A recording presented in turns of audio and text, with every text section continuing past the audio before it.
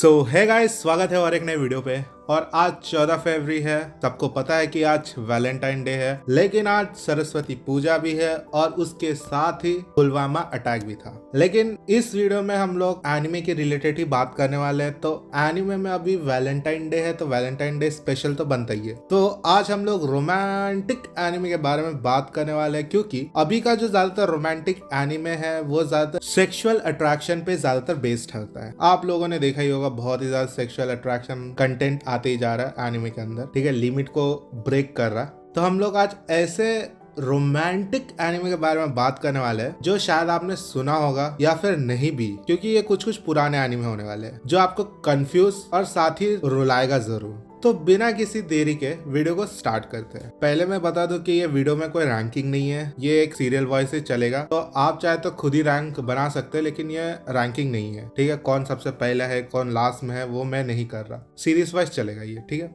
तो पहला है रमलिंग हार्ट, जो रिलीज हुआ था 2003 में, जिसके सिर्फ 14 एपिसोड है, 7.6 के IMDb रेटिंग के साथ। और ये एनीमे देखकर आपको खुद ही डिसाइड करना पड़ेगा कि इसमें अपना हीरो या फिर कह सकते कि मेन कैरेक्टर ने ठीक किया है या नहीं, क्योंकि इसका स्टोरी बहुत ही ज्यादा ट्विस्ट एंड टर्न से भरा हुआ है। तो इसका स्टोरी अपने हीरो ताकायुकी के इर्द गिर्द घूमता है, जिसको दो लड़की से प्यार हो जाता है। पहली वाली का नाम है मित्सुकी, जहाँ उसे भी ताकायुकी से प्यार होता है, लेकिन वो अपने पास ही वो चीज रखना चाहती है, वो बताना नहीं चाहती है उसे। और वो ताकायुकी की मुलाकात हायासे से करवाती है। अभी हायासे और ताकायुकी को एक दूसरे से प्यार हो जाता है। अभी कैसे इन तीनों का ट्रायंगल बनता है और ये तीनों का डेस्टिनेशन कहाँ लेके जाता है इन तीनों को, इसके लिए आपको ये एनीमे देखना पड़ेगा। दूसरा एनीमे है प्लास्टिक मेमोरीज, जो रिलीज हुआ था 2015 में या फिर 2015 में, जिसके सिर्फ 13 एपिसोड है, 7.3 के IMDb रेटिंग के साथ। इस एनीमे का कॉन्सेप्ट रिसेंटली रिलीज हुआ शाहिद कपूर का मूवी तेरी बातों में ऐसा उलझा जिया वाला ही है। इसला नाम की सुपर एंड्रॉइड रोबोट से प्यार हो जाता है हमारा हीरो सुकासा मिजुकी को, लेकिन जो इजला है वो ज्यादा दिन जी नहीं पाएगी, सिर्फ 80 दिन। स्टोरी प्रेडिक्टेबल है, लेकिन इसके ग्रेट एंटरटेनमेंट और इमोशनल जो कनेक्शन है वो व्यूअर से कनेक्ट हो पाता है। तो इसलिए ये एनीमे बहुत ही ज्यादा रिकमेंडेड एनीमे है। तीसरा एनीमे है I want to eat your pancreas. हाँ, रैली में इसका नाम यही है, जो रिलीज हुआ था 2018 में। और ये एक मूवी है, ठीक है। मूवी है 1 hour 49 मिनट्स का और इसका IMDb रेटिंग है 8। और ये मूवी बहुत लोगों का फेवरेट है। मतलब जिसको भी पूछो आपको रोमांटिक एनीमे में I want to eat your pancreas पसंद है, वो बोलेगा ऑब्वियसली। अगर ये नहीं रहा तो भाई फिर आप एनीमे ही नहीं देख रहे हो। इसका कहानी बुक लवर शिगा और उसकी नई दोस्त साकुरा के इर्द गिर्द घूमती है। नारुतो की साकुरा अलग है जो ट्रैश है, ये साकुरा सबको चाहिए, इर्द गिर्द घूमता है, जो जल्द ही मरने वाली है टर्मिनल डिजीज के वजह से। लेकिन इनका स्टोरी बहुत ही प्योर होता है, और जब लास्ट में वो लेटर पढ़ता है ना, तो मेरी ही आंखों में आंसू आते हैं। बहुत ही ज्यादा इमोशनल था वो जब वो लेटर पढ़ रहा था तब। ये स्टोरी हमें जीना सिखाती है खुल के। जब तक आप जिंदा हो तब तक आप अच्छे से जियो, क्या पता कल हो ना हो। चौथा है to the forest of firefly light, जो रिलीज हुआ था 2011 में, और ये भी एक मूवी है 45 मिनट्स का, और इसका IMDb रेटिंग है 7.8। ये मूवी ये सिखाती है कि प्यार हर चुनौती को पार नहीं कर पाता। सीरियसली मैं बोल रहा, यही इसका मेन ऑब्जेक्टिव था। ये कहानी होतारू नाम की एक लड़की की है, जो एक मिस्टीरियस फॉरेस्ट में फंस जाती है, या फिर कह सकते कि खो जाती है, ठीक है।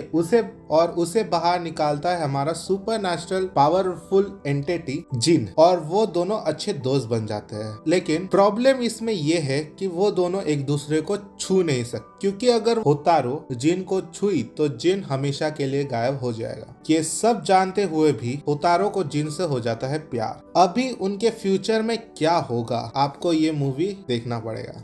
पांचवी मूवी है योर लाई इन अप्रैल, जो आप लोगों ने सुना ही होगा लेकिन बहुत लोगों ने देखा नहीं होगा, जो रिलीज हुआ था 2014 में, और जिसके सिर्फ 25 एपिसोड है, 8.6 के IMDb रेटिंग के साथ। स्टोरी भी बहुत ही ज्यादा हार्ट टचिंग है, जहां हमारा मेन कैरेक्टर या फिर कह सकते हैं कि MC क्लासिकल म्यूजिक का सुल्तान है, लेकिन उसे स्टेज फेयर है। और हमारी हीरोइन कावरी हमेशा मस्त मगन रहती है, लेकिन वो बहुत ही ज्यादा बीमार है। मतलब उसे बीमारी ने जकड़ रखा है। अभी इन दोनों के लाइफ में ऐसा क्या हुआ और फ्यूचर में इनके पन्ने में क्या क्या लिखा है, इसके लिए आपको ये एनीमे देखना पड़ेगा और मैं गारंटी देता हूँ कि आपका दिल तोड़ के रहेगा।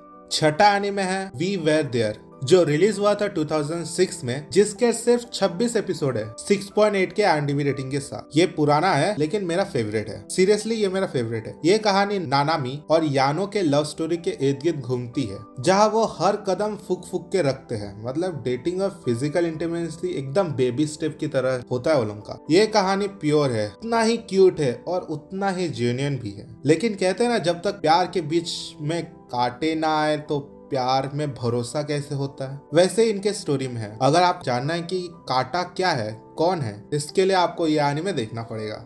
सातवां एनीमे है हनी एंड क्लोवर, जो रिलीज हुआ था 2005 में, जिसके सिर्फ 32 एपिसोड है 2 सीजन के साथ, और साथ ही इसका IMDb रेटिंग 7.8 है। इसका स्टोरी हाई स्कूल रोमांस पे बेस्ड है, आपको पसंद आएगा, जहां अभी के युवा भी इसे रिलेट कर पाएंगे, क्योंकि स्टोरी ओल्ड हो या न्यू, सब रिलेट कर सकते हैं। ये कहानी 5 स्टूडेंट के इर्द गिर्द घूमती है, जहाँ युता को पता नहीं रहता कि उसको जीवन में करना क्या है, ठीक है, कौन सा पाथ चुनना है, कहाँ जाना है, और वो प्यार में भी फेल होता जा रहा है क्योंकि वो डरता है अपनी क्यूट क्रश आगुमी को प्रपोज करने से, क्योंकि उसे डर लग रहा है कि कहीं वो ना बोल दे। सो वो अपने अंदर ही रखता है ये सब और वो उसी से लड़ता रहता है, ठीक है। अभी इन दोनों के फ्यूचर में क्या होगा, इसके लिए आपको ये एनीमे देखना पड़ेगा। ये कहानी प्यार में पड़ने की, फिर ब्रेकअप होने की, फिर गायब हो जाने की, अपनी कमियों को ढूंढने की, रिश्तों को जोड़ने की, सब मिलाकर है, तो आपको बहुत मजा आएगा। आठवां एनीमे है द विंड राइजेस,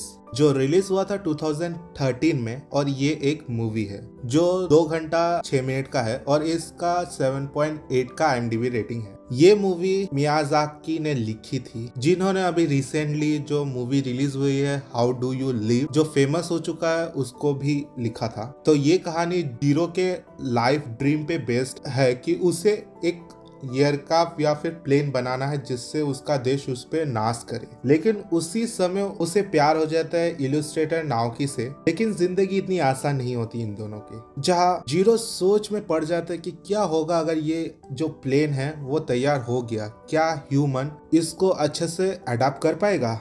और वहाँ उसकी वाइफ नाओकी की भी तबीयत खराब होते जा रही है। अब क्या होगा इन दोनों के लाइफ में, और ये बहुत ही अच्छा एंटी वॉर मूवी है जो आपको जरूर देखना चाहिए। मैं इसे हाईली रिकमेंड करता हूँ।